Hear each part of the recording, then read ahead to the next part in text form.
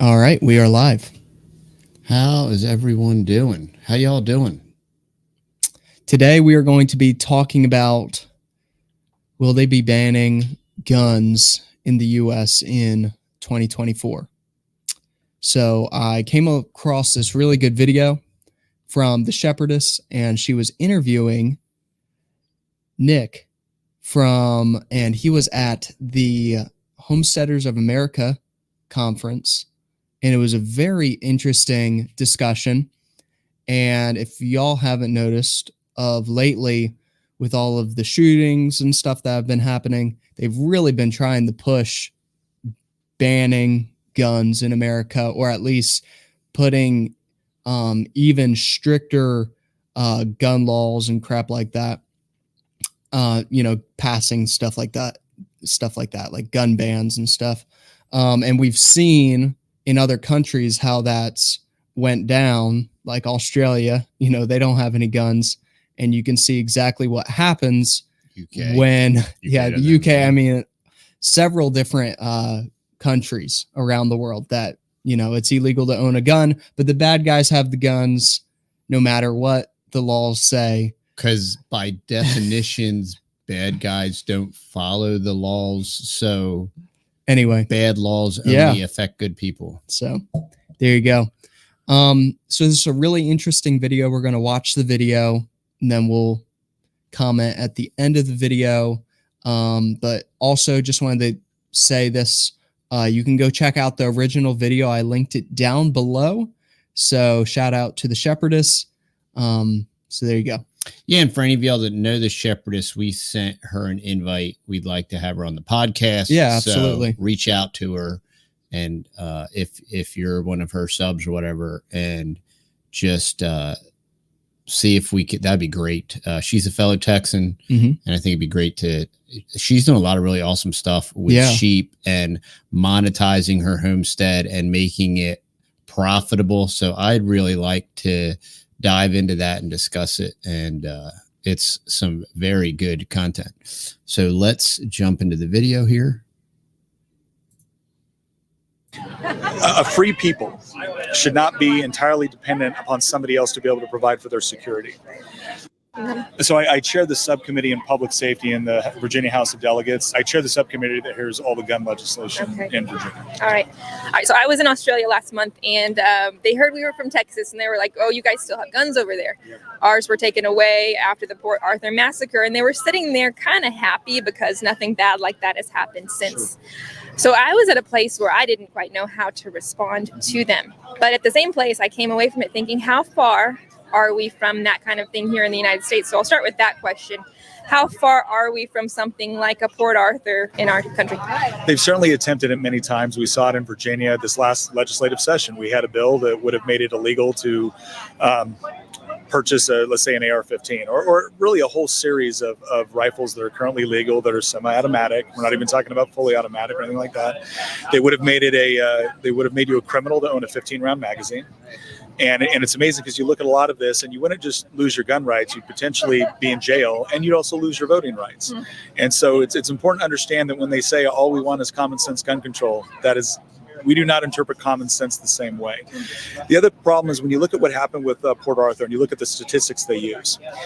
Thomas Sowell says this, and it's very important. It's really important on when you start the statistics, when you start the historical narrative. And yes, if you start from Port Arthur and you go forward, then you're going to find that, yes, there hasn't been another mass shooting in Australia. Clearly gun control worked, except there hadn't been one really significant up to that point. And their gun violence had actually been significantly dropping year after year.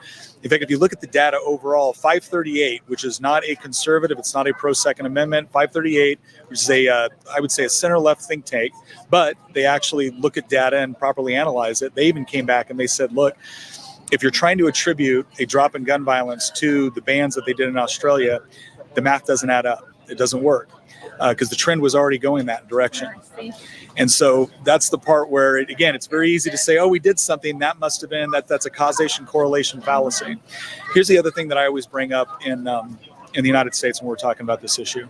Conservative estimates suggest that 500,000 times a year, somebody uses a firearm in order to defend themselves. Somebody uses a firearm to prevent themselves from being a victim. That doesn't mean they shot somebody. That doesn't mean they killed somebody. Sometimes all it means is they brandished it to somebody that was trying to hurt them, and that person decided to not hurt them. Here's the question I have.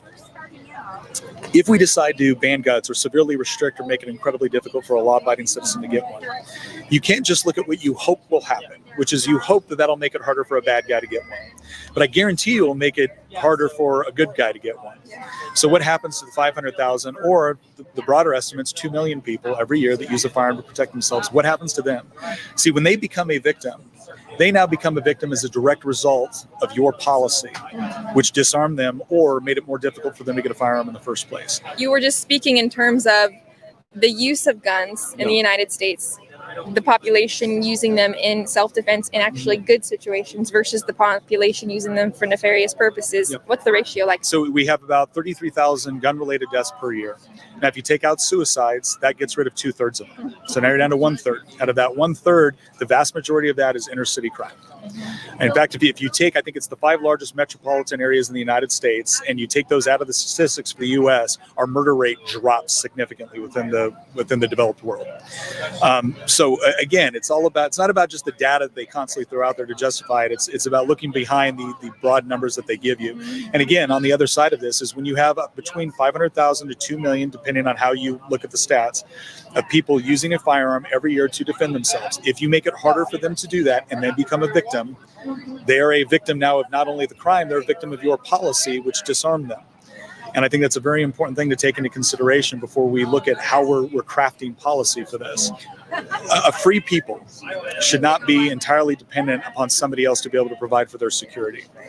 And that's a very, very dangerous proposition. I think history gives us plenty of examples of what happens when people feel like they are completely at the mercy of their government to be able to protect themselves. All right, so we are at a place to where we're having things like Port Arthur within our country. Would you say that's a true statement or not? Look, I think whenever we look at mass shootings and whenever we look at gun violence, especially when it's targeted against very vulnerable people like school children at school, that's horrifying.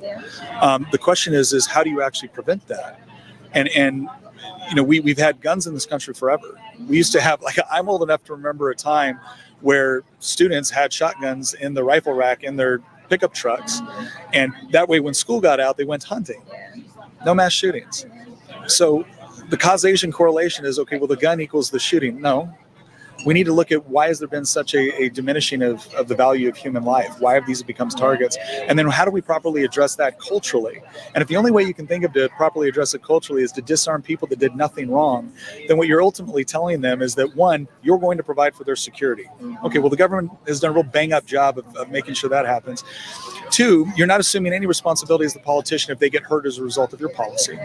And three, what you're saying is that your rights and your civil liberties and your ability to defend yourself are reliant completely on whether or not somebody else abuses their rights. If your rights are forfeit the moment somebody else abuses theirs, you don't have any rights. What you have is privileges that the government will give to you and take away whenever they want. And that has horrible implications across the board for a free society, not to mention a safe society, because I don't think we're safer when essentially we've told people you're not allowed to defend yourself. Question here, as a citizen, how can we remain proactive? We see these things happen. They try to gain ground, and they are. How can we be proactive? On the legislative side, you need to make sure that the people that you're electing actually see this as an important issue, both from keeping the public safe, but also from protecting your essential civil liberties to include your right to defend yourself.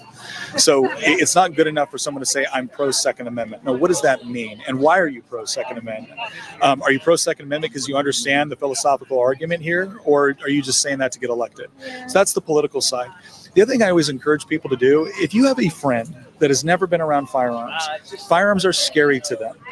The moment you actually show them that this is a useful tool and it can be something that is actually they can use to protect themselves, as opposed to something they just see on the 12 o'clock news that is constantly scaring them, that changes the dynamic. All the arguments that we see in politics, they are all downstream from culture.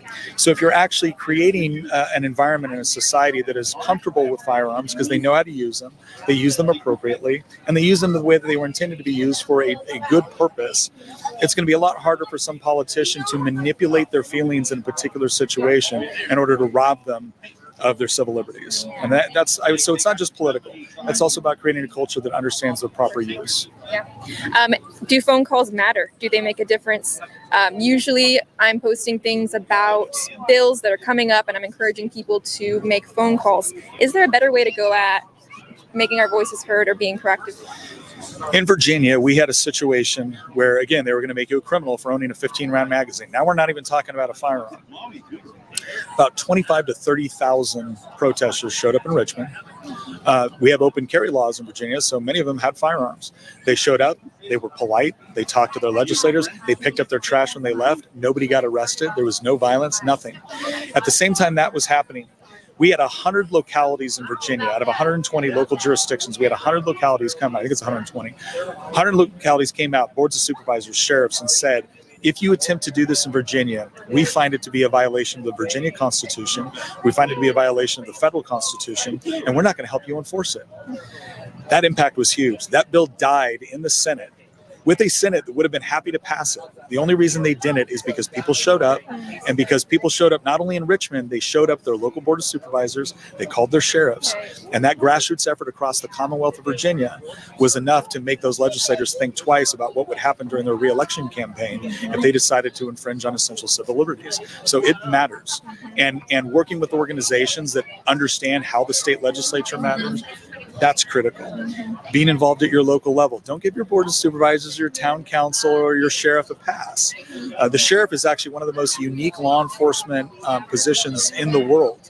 And they have an important role to play, not just as law enforcement, but actually as a constitutional officer. And so make sure that you are electing and engaging with people at that level to see where they stand on issues like this. That's a really good point with respect to the local governments. I think we're all looking at who's going to be president next. You just said it. Get in touch with your local sheriff. Oh, yeah. I would make sure that when somebody's running for a local office, especially based off of what your state laws in Virginia, I didn't vote for this, but in Virginia, when the anti-gun people were completely in control of the legislature, they passed a law which gave your local authorities an amazing amount of power, a horrible amount of power, to be able to restrict your ability to purchase, own, transport firearms. So you better ask those questions of your town council, of your board of supervisors, if they have that sort of authority at the local level. What is their position on this issue? Not to mention the fact that what is their position if the state or the federal government comes in and says, no, we're banning this. We need people at all levels of government that understand how important this is and are willing to defend it. Right. Yeah. Good. All right. All right, y'all. So we can kind of speak firsthand to as an armed society, as a polite society. Yeah.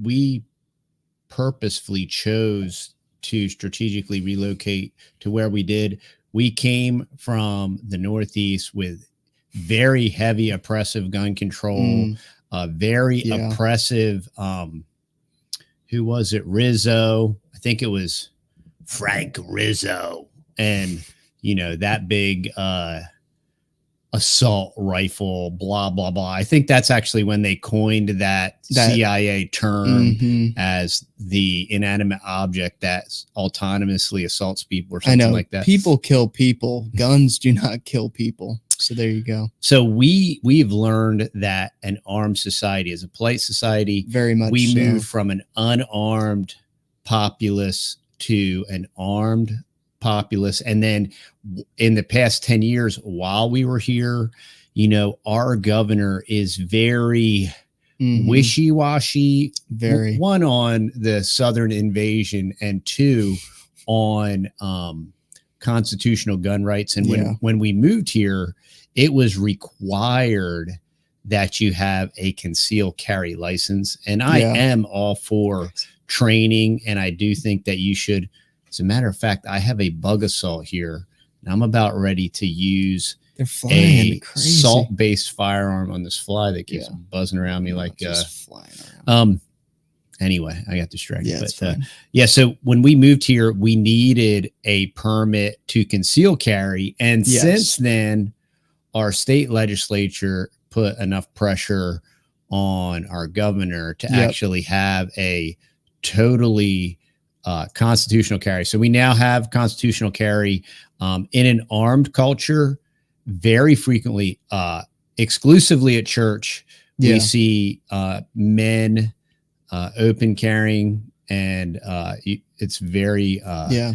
I mean, everywhere I go, I see guys carrying. Yeah, and it's great. Really makes you feel comfortable, because the one thing that nobody talks about with like protection or whatever is like, what about proximity? What about response time? What about just animal defending yourself from animals? Look at this. I know, it's like, man, defending myself. I got like flies. What in the world? They're nuts, dude. It's like well, it's like this, right? If you ban guns, right, and then you have to rely on police, then an active shooter comes in to your church, right, and starts mowing people down. You got to call the police and wait 10, 20 plus minutes. It all depends on where your church is. But even if you're more close to the city, you know. Well, I'll give you a statistical fact. It's crazy. Mass shootings, whatever that means, like whatever number equivocates to a mass shooting. Mass shootings only occur in gun-free zones. Yeah. And gun-free zones are manifestations of progressive ideology, broken ideology. Because if these gun-free zones didn't exist, the mass shootings wouldn't exist. Yeah. So it's a self-fulfilling prophecy. Meanwhile, when you have an armed citizenry and somebody goes off half-cocked, pun intended, it gets handled relatively proficiently.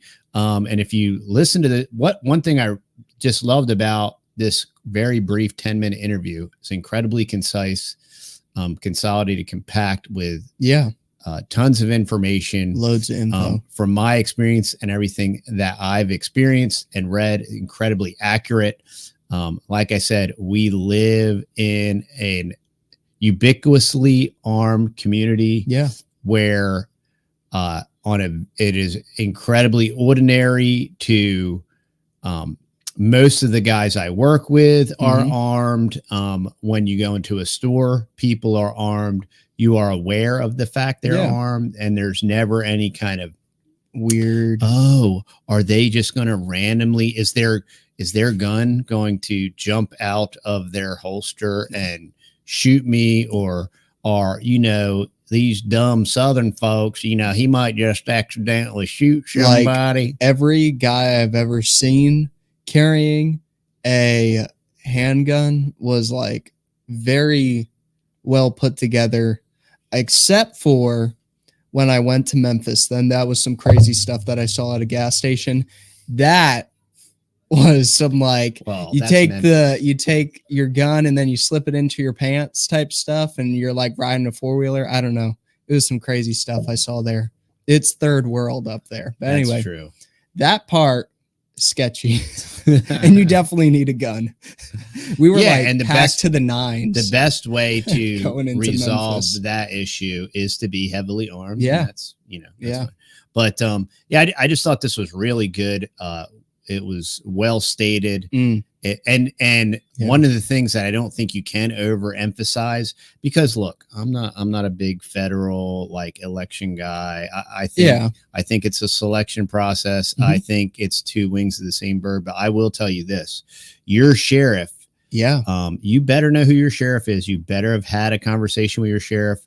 We know who our sheriff is. I've had an eyeball to eyeball conversation with him. I know I completely agree with what he is saying. Now, does that necessarily mean that that's what he'll do? That will only be told when the time comes, but I completely agree with him. And there is a very important position that does come up for election. And I will tell you, in this past election, another thing that was really awesome that happened is the Right to Farm Act here in Texas did get passed. So that was really awesome. So, every blue moon, good things do happen at the ballot box. It is incredibly scarce. And what's that? It was already loaded. Yeah, I always keep it loaded. Good. Yeah, a unloaded firearm is a useless firearm. Blunt hammer. So there's some. Well, it's hard to tell with this gun. It's like, Well, no, it's not. If that's up, it yeah. means okay. Mhm. Oh, gotcha. There you go. So there you go. We got a little gun demonstration. Yeah, I just thought this was done really well, and we wanted to. Any takeaways? What do you got? Any parting thoughts or shots or thoughts? Yeah, I just thought it was great that they were able to band together and get enough, noise out there that they weren't going to stink and ban you being able to buy guns in Virginia, let alone if you own a gun, then you're going to get locked up. I thought it was pretty impressive that Nick Freitas, I think that's how you say his name, was at Homesteaders of America. Yeah. Really kind of embracing, maybe he's like a legitimate person that is, I don't know. That seems pretty genuine. Yeah. Pretty cool that he was there Definitely. and took time to talk to people. So absolutely. Remember, today's video is brought to you by the Food Forest in the Box, and that is at the texasboys.com. You can go check out the Food Forest in the Box that has pear cuttings, peach cuttings, mulberry cuttings, fig cuttings in there. And we do have selective standalones like Goji, Primark, Blackberry. We have a really good price. Yep. We have there. some harder to find mulberry cuttings. So check us out. They're cut fresh. We ship them to you. The shipping's like that. So, I mean, a lot of the people that ordered got it shipped out the same day. Yeah. And we cool. We have an extensive rootings playlist. Yep. So there's 80 different ways to do it, y'all. Yeah. And check out the videos, do it the way that you think will work best. Try it a couple different ways. Yeah. Billy made a video about it. Yeah. From permaculture. Yeah, we're real excited pastures. about sponsoring the Permaculture Pimpcast. So we are one of the sponsors on that podcast. And really cool. Speaking of podcasts, do not forget to sign up for the Fearless Podcast. Yeah. Wherever you listen to your podcasts. Right there. So check that out. We are on all your major pod players. So, and then if you do listen to the Fearless Podcast, please leave us a review. Helps absolutely. And our downloads are going up. It's pretty awesome. Yeah, so it's great. It's great, but continuing to grow and expand that and get more and more interviews. So, like I said, if any of y'all know the shepherdess, reach out to her, send her an email. Hoping to get her on. I have several interviews that have kind of promised me that they'd schedule and just waiting for them to drop on the calendar. Yeah. And looking forward to that. But like Dad said, a armed society is a safe society. I wouldn't even want to think about what America would be like without guns. It would be very scary of what the tyrants would be able to do. They think they can swing their weight around right now. Just imagine if we didn't have anything to defend ourselves with, Yeah, what about the tyrants? How about the goons and the street thugs and just the punks? I know. Yeah. How about just the punks? Yeah, you just get mugged. I'm all about all the time. I don't want to get into the overarching absolute salient purpose of the Second Amendment, which has nothing even to do with punks and thugs. But what about punks and thugs? Yeah. What about just dispatching an animal? Yeah. What about dispatching a predator? I mean, the whole notion that these progressive postmodern tards even think that this is even a potential possibility just accentuates the fact that they live in an artificial environment where they think that they're going to eat digitally printed meat, also and drink pea protein. Another very mind-boggling thing that I never can wrap my mind around, right? You have all these mass shootings, right? Just shootings, right? And kids get shot in these schools, right? And these parents see that happen and then keep sending their kids to school. One great way to stop what in the world mass shootings at schools is to abolish government school systems. It's called homeschool your kids and own some guns and you'll be fine, because it'll be like, well, then we got to arm our teachers and then the teachers have to have the guns in a safe. So then they're safe or whatever, blah, blah. You know how you could solve this whole problem? Don't farm your kids out. Keep them at your house, raise them up yourself, don't have the state raise your kids, and then you can teach them all about gun safety and all types of great stuff instead of them getting shot up in a public school or private school or any gun-free zone, you know. Yeah, by some Retard. MK Ultra, Yeah. Mockingbird, Dummy. like, Manchurian Yeah. candidate, whatever. So And most there's of that thing. most of this crap that's going on, y'all, it is a bunch of MK Ultra. Just my personal opinion, it's a lot of fakey fake stuff. Like, it's real. Like, Right. people are actually getting shot 100%. But Unfortunately, the guy or whoever that's mhm. or the magnitude, of Yeah. whatever. Yeah. Mhm. So Yeah, there's that. exactly. But yeah, we just wanted to share this video. The original video is down Absolutely. below, so Yep. you can check that out. Check out the Shepherdess, great channel. Subscribe Great over content. there, incredible Yep. content, and she's putting in the effort and the work. So tell her, if you go sub over there, tell her the Texas Boys sent Yeah. you, and they're would like to have you on the podcast. So yeah, we love and appreciate y'all. Yep. And this is value for value. If you appreciate our content, go on over to thetexasboys.com. Yeah. We got all types of stuff over there. Coffee, honey, tea, all types of great stuff. Yep. So check it out. If you need anything, get Yep. it there. And we will see you on the next video. Yeah. See y'all later. All right. See y'all.